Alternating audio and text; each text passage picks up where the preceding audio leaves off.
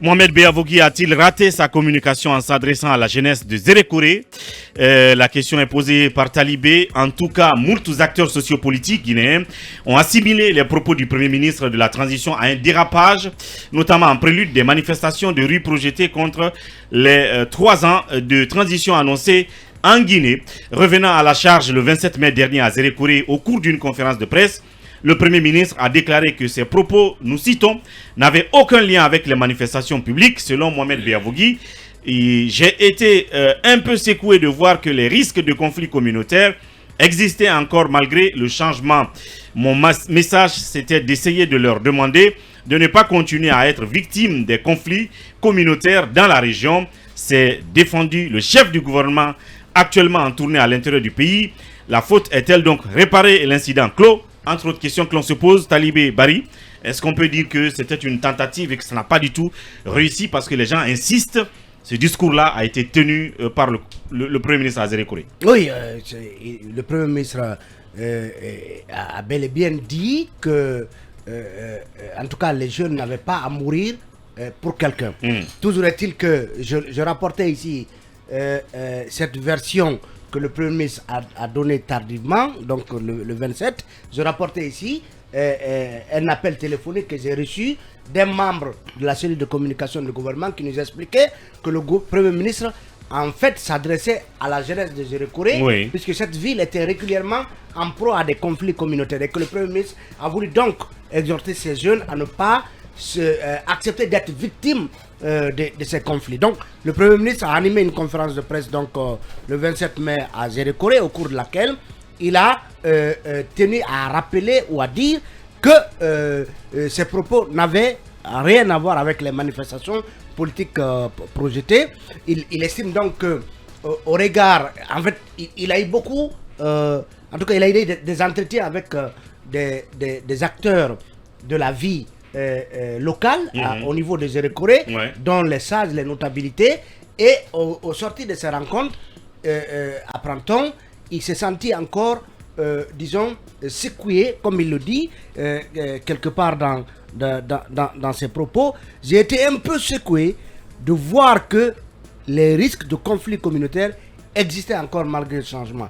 Donc, au cours de ces rencontres, il a pu comprendre chez certains intervenants qu'il y a encore une sorte de ressentiment, une sorte de rancœur qui pourrait, si rien n'est fait, qui pourrait, si on y prend garde, donc remonter sur la surface, remonter en surface et pourquoi pas provoquer d'autres affrontements. Parce que vous savez que Zérékoré, tout peut partir d'une simple dispute entre deux personnes et puis la cité s'embrase. Absolument. Donc le Premier ministre estime avoir voulu en tout cas prévenir les jeunes, les sensibiliser à l'effet de ne pas accepter d'être les victimes de ces situations, parce qu'il dit: mon message, c'est d'essayer de leur demander de ne pas continuer à être victimes des conflits communautaires dans la région, parce que ce sont les premiers qui sont vus, c'est-à-dire les jeunes, mais de regarder l'avenir de façon positive, de façon optimiste, et qu'il y avait d'autres solutions à nos problèmes, des solutions qui passent par la paix,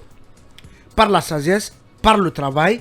Mohamed Beavogui conclut en disant être surpris de constater qu'on a donné une autre interprétation à ses propos. Personnellement, je n'y peux rien. Je crois que vous me connaissez suffisamment. Donc le Premier ministre semble dire qu'il n'est pas un va-t-en-guerre, il n'est pas quand même du genre à, en tout cas, annoncer l'apocalypse, parce que voilà, il a voulu tout simplement sensibiliser ces jeunes. Donc c'est un recadrage ou un rétropédalage qui n'a pas réussi du tout. Ou en tout cas une façon pour le Premier ministre il a senti quand même que ses propos ont soulevé un tollé général dans l'opinion. Absolument. Donc il cherche finalement à se faire comprendre, parce qu'on a échangé avec des jeunes de Zérékoré, y compris avec notre correspondant.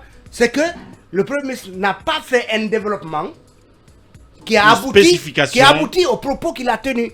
C'est-à-dire que s'il disait: j'ai rencontré des acteurs de la vie de Zérékoré, j'ai rencontré des notabilités, j'ai rencontré des couches de la société locale ici, j'ai compris qu'il y a encore des rancœurs, j'ai compris encore qu'il y a des risques, des prémices de conflits, de problèmes communautaires, mais vous jeunes, je vous exhorte à ne pas vous laisser aller à ces conflits, à ne pas être, comme il l'a dit, à ne pas mourir pour quelqu'un, parce que pour beaucoup, parfois les conflits qui naissent à l'intérieur du pays sont même téléguidés et instrumentalisés à partir de Conakry. Donc voilà un peu ce que le Premier ministre a voulu nous dire, mais est-ce que le message rassure à ce point? Chacun peut apprécier. Voilà la question justement, Yami. Est-ce que ce n'était pas un exercice obligé dès lors qu'après le président a interpellé tout le monde, même s'il n'a pas indexé le PM, à des discours responsables? Je viens d'en lire un extrait tout à l'heure qui nous a été relayé par Alpha Moussaya. Donc déjà c'était obligatoire qu'il fasse cet exercice. Absolument. Mais en même temps, est-ce qu'il atteint l'objectif, puisque il est clair qu'il a dit vaguement que personne ne devrait mourir pour quelqu'un.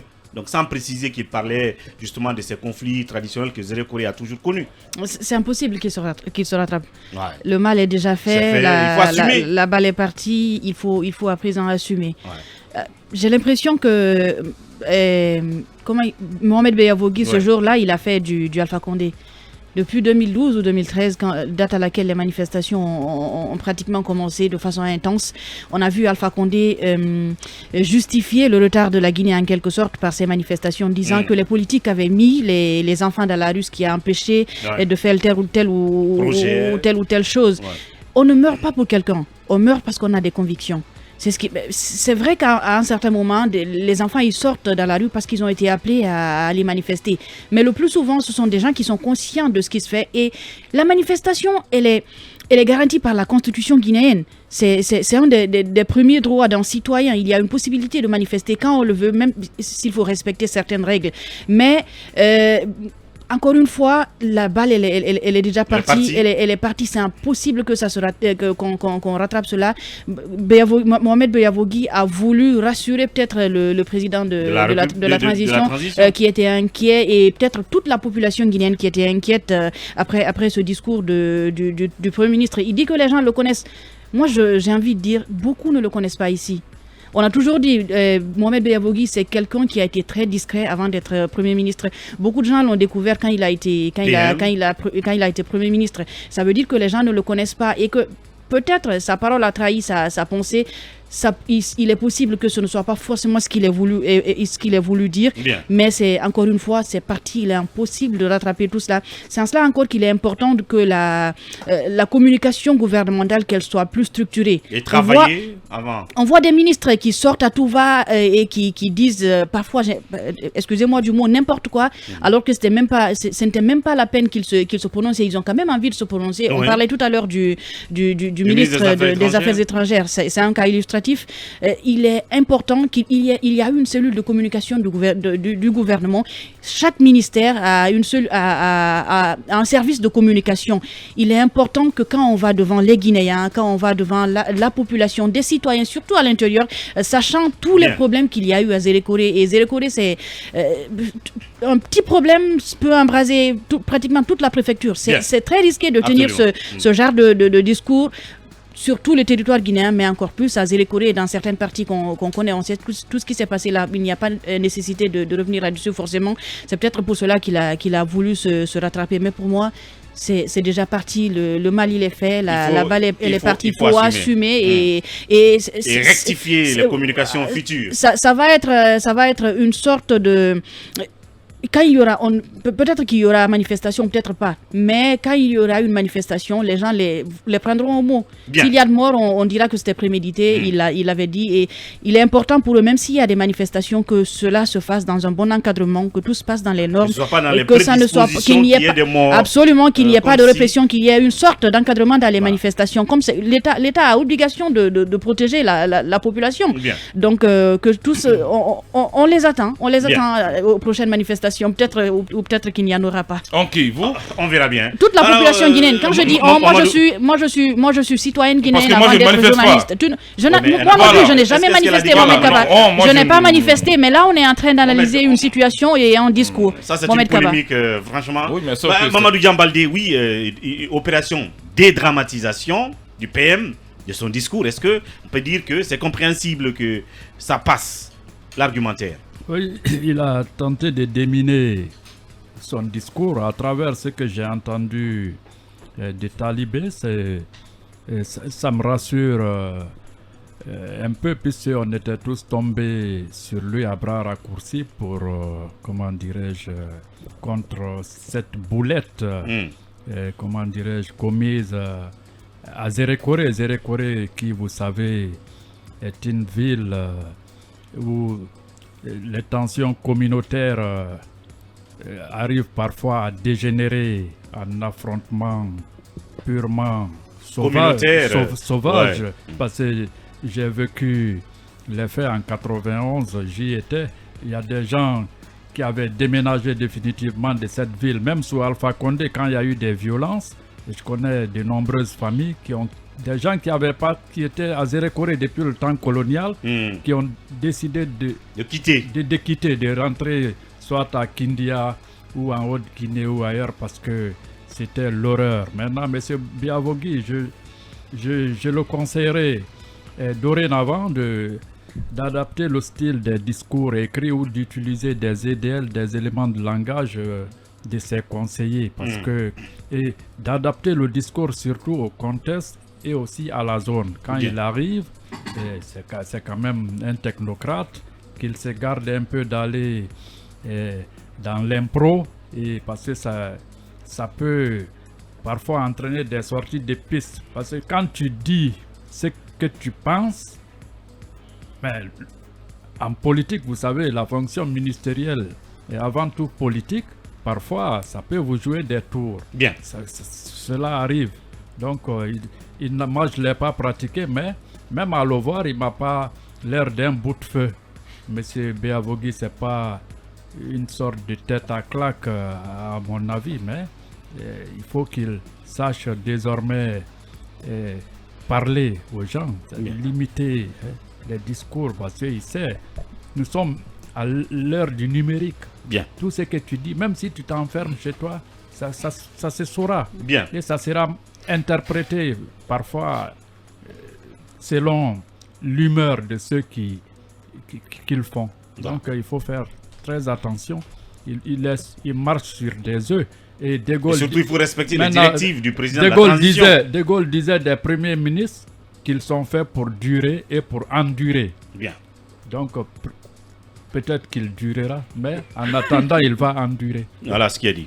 Alors oui, Mohamed Kaba là-dessus. L'exercice, on peut dire qu'il faut le comprendre. Il essaie de dédramatiser. Il fait un mea culpa qui est très tardif, malheureusement. Ses propos ont heurté les sensibilités. Et surtout, c'était obligatoire après la sortie du président, après les dernières directives du président de la transition. Oui, bien sûr, c'est un discours qu'il a improvisé et qui a heurté les sensibilités. Moi, je le souhaitais désormais que sa cellule de communication prenne la parole, ou même à travers un communiqué pour pouvoir apporter... Mais ça ne veut pas dire non plus que lui ne portera plus la parole. Il va porter la parole, puisque c'est sa cellule de communication qui est vraiment sur tous les fronts, qui estime que les propos du Premier ministre ont été déformés ou traversés. Le Premier ministre a dit réellement ce qu'il pensait, mais je me dis que c'est un mea culpa qui est tardif. Mais ce qui me choque, c'est ce tribunal de première instance de Facebook. Aujourd'hui, ce tribunal inculpe les gens, ce tribunal disculpe. Parce que ça, les propos du Premier ministre, c'est à travers les réseaux sociaux qu'ils ont mis, comme le dit, ils ont pimenté ces propos. C'est-à-dire, ça a pris une allure vraiment qui n'avait pas besoin d'être. Une communication gouvernementale, souvent il y a des hauts et des bas. On a fait un mauvais procès, selon une certaine opinion, au Premier ministre. J'étais même de ceux qui pensent que vraiment il est passé à côté. J'ai été très dur. Mais avec ce rectificatif tardif, il faut vraiment l'accorder des circonstances atténuantes, à la longue qu'il pourra désormais écrire ses discours et ne pas surtout improviser. C'est le même procès, un faux procès que le tribunal de Facebook est en train de faire subir au ministre le président Nelson Mandela, Dr Maurice Kouyaté. Parce qu'apparemment, j'ai l'impression qu'aujourd'hui la Guinée est gérée que par Facebook, la Guinée est gérée que par Instagram et sur Twitter. Oui, mais c'est des choses. Parce que là, c'est des choses qui. Mais c'est pas ça. Oui, mais c'est des choses qui ça n'échappe pas non plus aux médias traditionnels que nous sommes. Évidemment. On a des envoyés à l'intérieur du pays qui captent des discours et nous les fact-checkons. Nous les fact-checkons. Je ne jette pas l'anathème sur mes confrères. mais de bien transcrire aussi les propos des uns et des autres. C'est extrêmement important. Non, mais il a dit si la presse, ça retombe sur la presse, on dit non, les journalistes n'ont pas bien retransmis mes propos. Non, la plupart, c'est ceux qui se révèlent. Non, les journalistes n'ont pas bien transmis les propos. On n'a pas fait dire à Béa-Vogui ce qu'il n'a pas dit. Non, mais ce que je veux dire, qu'on balaye aussi devant notre porte, c'est extrêmement important. Qu'on n'accepte pas qu'on nous jette toujours la thème. Ce sont des confrères qui ont transcrit les propos. Si les ministres concernent... Est-ce qu'il a dit ou pas? Quel propos a été déformé depuis là? Non. Le Béa-Vogui à Maurice. Le Béa-Vogui, ses propos étaient sortis de leur contexte. C'est ce qui a été dit. Voilà. Oui. Mais les propos existent. Non, c'est sorti du contexte. Oui, bien sûr. C'est ce qui a été dit. C'était la première réaction. Ça, c'est lui qui le dit. Oui, mais il faut le croire. Sur parole. Le contexte là n'existe que dans sa tête quelque part. Parce qu'il a Je répète, oui, ses propos. Quand tu dis vaguement, allez-vous accepter de mourir pour quelqu'un 2 fois de suite, et c'est vague, et vous en restez là, que ce soit après les interpellations du président et la vague que ça fait dans l'opinion, que vous reprécisiez les choses, c'est la faute à qui? Il faut lire tout son discours, tout ce qu'il a tenu comme propos, il faut lire tout cette heure. Bien. Vous comprendrez enfin que c'est pas des propos outrageants et versatoires. C'est quand même bizarre d'entendre Mohamed Kava dire qu'il faut croire le Premier ministre sur parole et qu'il décide de ne pas croire nos confrères. Non, je crois nos confrères. Non, ça n'a pas l'air. Ta peau de banane, je ne le glisserai pas là-dessus. Heureusement. Ce que j'ai envie de dire, je ne gêne pas la tête. Mais la plupart, l'argument officiel qui est là, non, les journalistes déforment nos propos. Il faudra aussi que les journalistes relatent de façon fidèle les propos tenus par les uns et les autres. Parce que c'est pas joli à voir qu'on retourne. Mohamed Kaba, oui, bien sûr. Si les transcriptions sont faites à l'insu des audios, là en ce moment il y a à tergiverser, mais les audios sont là, les sons sont là. Emmanuel Mimono. Oui, justement, et Kaba, il faut être rassuré quand même, les propos du Premier ministre n'ont pas été déformés. Mais sortis du contexte. Pas du tout altérés. La compréhension a été, ou plutôt l'interprétation peut-être, est allée dans un autre sens. Mais même sur ce point, moi je ne suis pas tout à fait d'accord avec lui. Je pense qu'en tant que Premier ministre, lorsque vous arrivez sur un terrain comme celui de Zéré Kouré, il y a, comme l'a dit Doyen Dian, il y a des éléments de langage que vous devez avoir. Votre cellule de communication doit pouvoir vous dire, voilà le public auquel vous faites face, voilà l'environnement et voilà les enjeux. Et c'est important en termes de communication, surtout quand on est un Premier ministre, chef d'un gouvernement de transition, qui est déjà assez secoué comme ça. Et je crois que pour aussi ce qu'est la personnalité de M. Mohamed Béa-Vogui, moi, personnellement, je ne le connaissais pas avant. Et on sait tous que ce n'est pas un homme politique. Donc, il n'a pas le foncier politique. Il ne saura peut-être pas s'en sortir toujours quand il faut se mettre dans une posture d'acteur politique. Donc, ça nécessite toujours qu'il prépare justement les éléments de langage par rapport au public auquel il doit faire face. Moi, je ne suis pas d'accord avec lui quand il dit qu'on a sorti ses propos de leur contexte. Ce qu'il a dit, c'est ce qui a été rapporté et c'est ce qui a été commenté. Et il se trouve que ça a été dit dans un contexte bien précis et on a analysé en fonction de ce contexte. Maintenant, vous-même, vous reconnaissez qu'il a apporté un recadrage tardif. Tardif, peut-être que sa cellule de communication prenait le temps de trouver les éléments avec lesquels il fallait trouver justement des explications. Absolument. Par rapport à ce que Mohamed Béa-Vogui a dit. Mais ce qu'il a dit n'était pas normal. On ne pouvait pas l'accepter.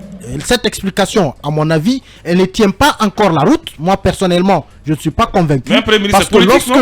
Parce que oui, mais l'homme lui-même. Un Premier ministre est éminemment politique. Le poste est politique. Voilà. Mais l'homme qui est à ce poste n'est pas politique. Et ce que je veux dire, il n'est pas politique. Les éléments de langage sont réservés aux ministres des Affaires étrangères. C'est dans la diplomatie qu'on a des éléments de langage. Un Premier ministre doit avoir un langage politique. D'accord, je vais terminer rapidement pour dire. Non, un langage politique et ferme. Dans ce cas, qu'il accepte qu'on interprète ses propos sur le champ politique. Justement, on en a le droit. C'est un langage politique qu'il ne s'en offusque pas du tout, nous faisons notre travail. Je ne suis pas avocat camarade à son conseil de communication. Quand on dit justement, quand on dit que ces propos étaient plutôt en lien à des conflits communautaires qu'il pense qu'ils peuvent refaire surface, je suis d'accord avec lui que Zéré Kouré est une région qui fait face à ce genre de conflits, mais est-ce que vous allez mourir pour quelqu'un? Zéré Kouré, généralement, on sait que les conflits ne sont pas des conflits personnifiés, ce sont des conflits d'ordre communautaire. Généralement, c'est toute une communauté qui s'élève pour un fait bien précis. Et généralement, deux communautés s'affrontent. Lorsqu'il y a Dixine, quand vous dites, est-ce que vous allez mourir pour une personne? Êtes-vous prêt à mourir? Ça a été dit à Dixie, oui ou non? On a aussi dénoncé cela. Ça a été dit à Dixie, oui ou non? On a aussi dénoncé cela, on l'a condamné quand c'était le moment. Êtes-vous prêt à mourir? On l'a fait, Kaba. On l'a fait aussi. Attention, ne posez pas le débat. Mais je veux dire que lorsque ces propos, comme l'explication, essaie de les ramener dans le contexte communautaire de Zéré Koré, alors que les propos parlent d'une personne, moi je ne suis pas d'accord jusque-là. Je ne suis pas encore convaincu. Comme l'a dit Djami, le Premier ministre, il a jeté la balle. Elle est partie, il ne peut plus la rattraper. Voilà. Il faut assumer. Mais cette explication, à mon avis, elle ne tient pas la route. C'est aussi clair que ça. Et nous restons toujours avec Mohamed Biavogui. Cette fois-ci, avec son gouvernement du côté de Kankan, nous allons prendre là-dessus Monsieur Talibi Dabo du côté de Kankan qui nous dira un peu l'ambiance qui règne de ce côté-là. Mais en attendant,